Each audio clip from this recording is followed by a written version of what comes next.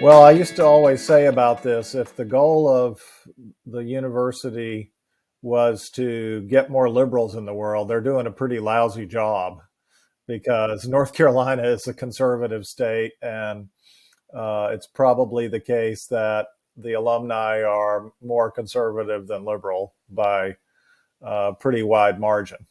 And so to think that because college professors tend to be more liberal than the alumni, that is creating some kind of change in the ideology of the graduates. That there's no data that support that, and we have plenty of professions that lean one way or the other. I mean, airline pilots tend to be pretty conservative. I don't get on a flight and say, "Hi, I don't want you to fly my plane because you don't agree with me about politics." So why do people say that about their college professor?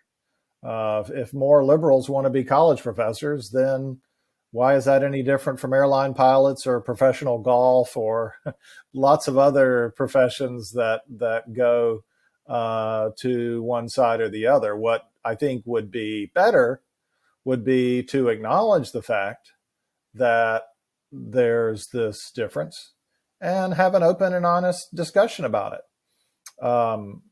And so, I'm not a fan of college presidents, for example, feeling like they have to look like they're in agreement with both sides. That doesn't help anyone.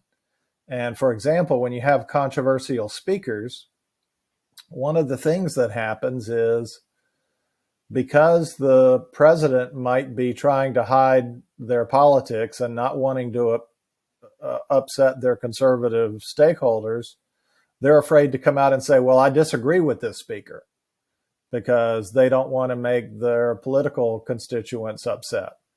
So then the students and faculty correctly don't trust them when, if something happens, they say, well, I didn't agree with this person, but I thought the university should be a place where they can give their talk. Well, that all happens after the fact.